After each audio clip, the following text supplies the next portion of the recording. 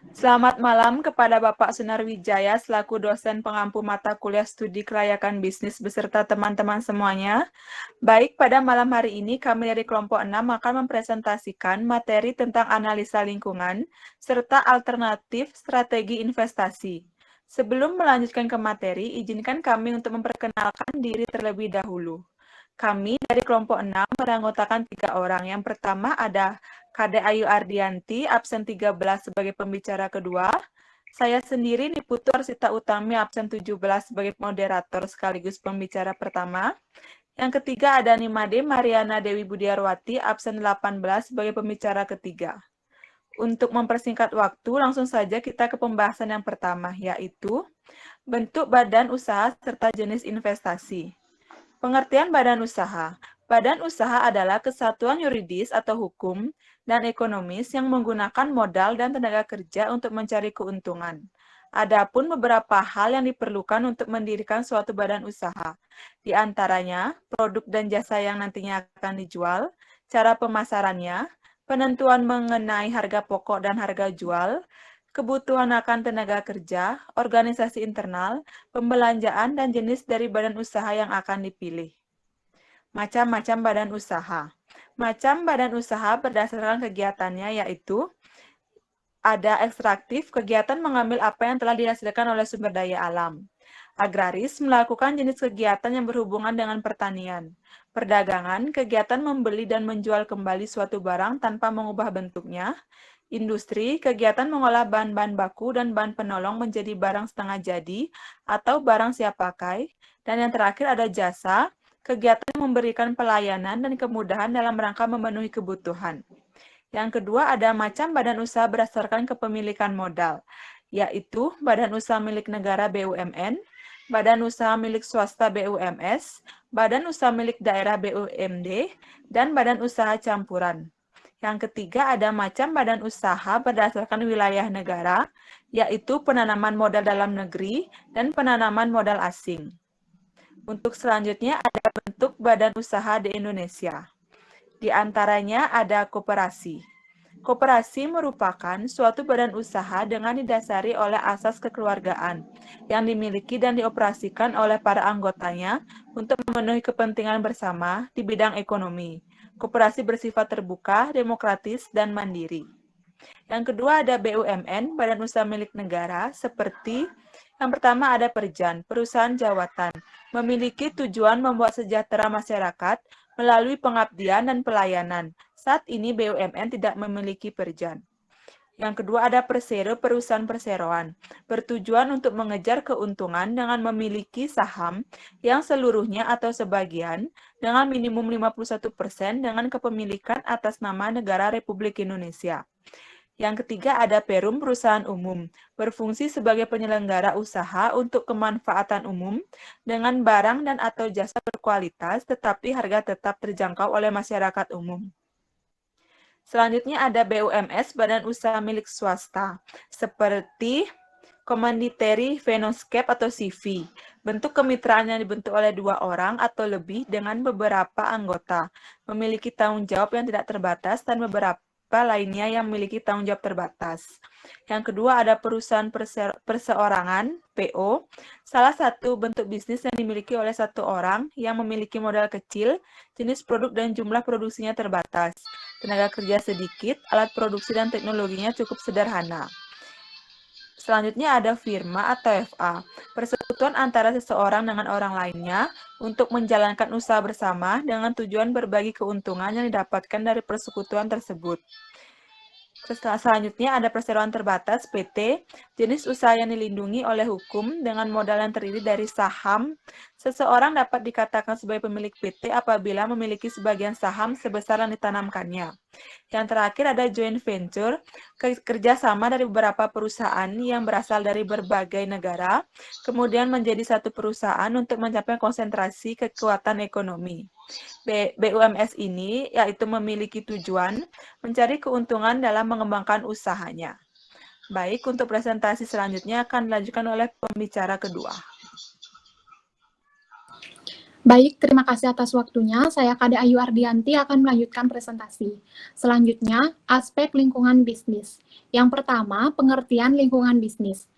Lingkungan bisnis adalah nilai keseluruhan dari individu maupun kekuatan lainnya yang berasal dari luar kontrol perusahaan. Tapi perusahaan masih bisa bergantung pada mereka karena mereka sudah mampu mempengaruhi forma perusahaan dan berkelanjutan perusahaan. Selanjutnya, yang kedua, ciri-ciri lingkungan bisnis yang sehat. Yang pertama, dinamis. Lingkungan bisnis yang sehat adalah lingkungan bisnis yang dinamis. Atau dengan kata lain, senantiasa melakukan pembaharuan dan tidak stagnan. Untuk menciptakan lingkungan bisnis yang sehat, maka harus senantiasa mengikuti perkembangan terkini mengenai industri bisnis yang ditekuni dan menyesuaikan diri. Selanjutnya, yang kedua, kompleks. Meskipun kerap dianggap sepele, rupanya lingkungan bisnis memuat aspek-aspek penerapan perencanaan yang sangat kompleks karena harus melibatkan setiap pihak yang berkaitan dengan perusahaan. Selanjutnya, yang ketiga, sudut pandang yang beragam. Lingkungan bisnis yang sehat adalah lingkungan bisnis yang mampu menampung sudut pandang, ide, gagasan, opini, maupun pemikiran yang terlahir dari dalam benak orang-orang yang terlibat di dalamnya mengenai situasi atau kondisi tertentu. Selanjutnya, manfaat memahami lingkungan bisnis yang sehat. Yang pertama, membantu mengidentifikasi peluang bisnis. Yang kedua, manfaatkan sumber daya dengan baik. Yang ketiga, menghadapi perubahan. Yang keempat, bantuan dalam perencanaan. Yang kelima, membantu bisnis meningkatkan performanya. Yang keenam, mengidentifikasi ancaman dan sinyal peringatan dini. Yang ketujuh, bermanfaat dalam mendeteksi dan merakit sumber daya. Selanjutnya, faktor yang mempengaruhi lingkungan bisnis. Yang pertama, faktor internal lingkungan bisnis.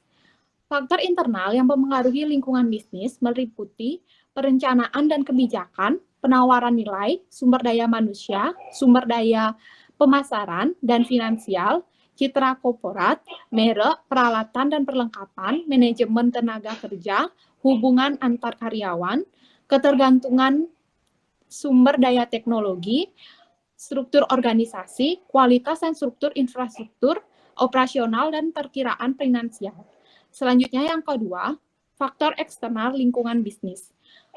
Faktor eksternal yang mempengaruhi lingkungan bisnis meliputi konsumen, pemasok, kompetitor, publik, media dan pemasaran, talenta, ekonomi makro, sikap politik, dan penggunaan teknologi. Baik, sekian presentasi dari saya. Selanjutnya akan dilanjutkan oleh pembicara ketiga. Baik, di sini saya akan melanjutkan presentasi yang sudah disampaikan oleh pembicara kedua, yaitu mengenai dampak bisnis terhadap lingkungan serta pemahaman AMDAL. Yang pertama ada pengertian analisis mengenai dampak lingkungan atau AMDAL. AMDAL merupakan sebuah konsep yang pertama kali dicetuskan oleh pemerintah Amerika Serikat, tepatnya pada tahun 1969. Istilah ini dikenal dengan Environmental Impact Assessment atau disingkat dengan EIA. Tercetusnya EIA ini dimulai dari adanya berbagai macam gerakan aktivis lingkungan yang menentang pembangunan serta menentang keberadaan teknologi pada masa itu. Dampak besar dan penting adalah perubahan lingkungan hidup yang mendasar yang diakibatkan oleh suatu usaha atau kegiatan. Usaha atau kegiatan yang memungkinkan dapat menimbulkan dampak besar dan penting terhadap lingkungan hidup seperti yang pertama, perubahan bentuk lahan dan bentang alam, yang kedua eksplorasi sumber daya alam baik yang terbaharui maupun yang tak terbaharui, yang ketiga proses dari kegiatan yang secara potensial dapat menimbulkan pemborosan, pencemaran, dan kerusakan lingkungan hidup, yang keempat ada proses dan kegiatan yang hasilnya akan dapat mempengaruhi lingkungan alam, yang kelima, proses dan kegiatan yang hasilnya akan dapat mempengaruhi pelestarian kawasan, konservasi sumber daya alam, atau perlindungan cagar budaya. Yang keenam, introduksi jenis tumbuh-tumbuhan, jenis hewan, dan jenis renik, dan jasad renik. Yang ketujuh, pembuatan dan penggunaan lahan hayati dan non-hayati. Yang ke-8, penerapan teknologi yang diperkirakan mempunyai potensi besar untuk mempengaruhi lingkungan hidup. Dan yang ke-9, yaitu kegiatan yang mempunyai risiko tinggi atau mempengaruhi pertahanan negara. Selanjutnya, ada jenis AMDAL. Yang pertama yaitu AMDAL proyek tunggal. AMDAL proyek tunggal merupakan sebuah dokumen yang membahas tentang studi kelayakan lingkungan untuk sebuah usaha, kegiatan atau proyek. Proyek ini diusulkan hanya untuk satu jenis. Adapun beberapa contohnya yaitu yang pertama, proyek rumah sakit, proyek lapangan golf, dan proyek tol atau yang terakhir proyek PLTU. Dan yang kedua yaitu ada AMDAL kawasan. Merupakan analisis mengenai dampak lingkungan yang membahas tentang studi kelayakan lingkungan untuk sebuah kegiatan atau usaha yang diusulkan dari beberapa kegiatan. Contohnya adalah seperti kawasan pariwisata, industri, dan lainnya. Dan yang ketiga yaitu ada AMDAL terpadu multisektor. AMDAL semacam ini merupakan sebuah dokumen tentang studi kelayakan lingkungan untuk sebuah usaha, kegiatan yang diusulkan dari beberapa jenis kegiatan. Namun beberapa kegiatan ini masih memiliki keterikatan dalam sektor perencanaan, industri, dan produksinya. Contohnya adalah proyek pembangunan hutan tanaman industri, proyek pembangunan pemukiman terpadu, dan semisalnya. Dan yang terakhir itu ada AMDAL regional.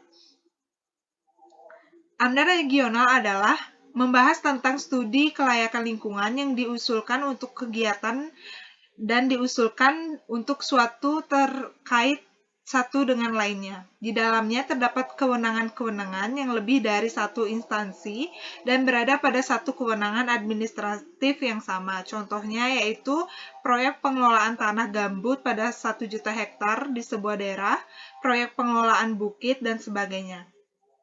Dan yang terakhir itu ada proses AMDAL. PPT bisa di next. Suatu rencana usaha atau kegiatan wajib AMDAL atau tidak dilakukan penampisan terlebih dahulu mengacu pada Peraturan Perundang-undangan Nomor 27 Tahun 1999 dan Kepmen Lingkungan Hidup Nomor 17 Tahun 2001. Bagi rencana usaha atau kegiatan yang tidak wajib bagi AMDAL, maka cukup menyusun upaya pengelolaan lingkungan (UKL) dan upaya pemantauan lingkungan atau UPL.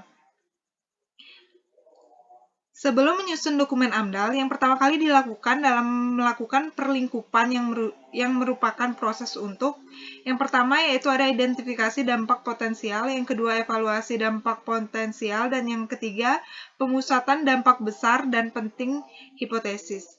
Hasil pelingkupan merupakan dasar penyusunan dokumen AMDAL yang terdiri dari yang pertama itu kerangka acuan analisis dampak lingkungan, yang kedua analisis dampak lingkungan, yang ketiga rencana pengelolaan lingkungan, dan yang terakhir rencana pemantauan lingkungan.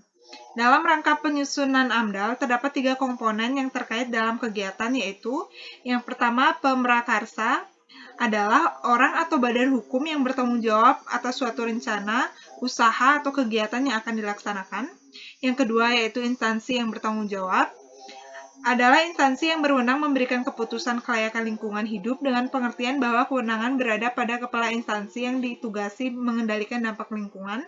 Dan yang terakhir itu ada komisi penilai adalah komisi yang bertugas menilai dokumen analisis mengenai dampak lingkungan hidup atau AMDAL dengan pengertian di tingkat pusat oleh komisi penilai pusat dan tingkat daerah oleh komisi penilai daerah. Sekian yang dapat saya sampaikan. Untuk selanjutnya saya kembalikan kepada moderator. Terima kasih. Demikian yang dapat kami sampaikan mengenai analisa lingkungan serta alternatif strategi investasi. Terima kasih atas perhatiannya. Mohon maaf apabila ada salah-salah kata dan kekurangan pada penyampaian materi.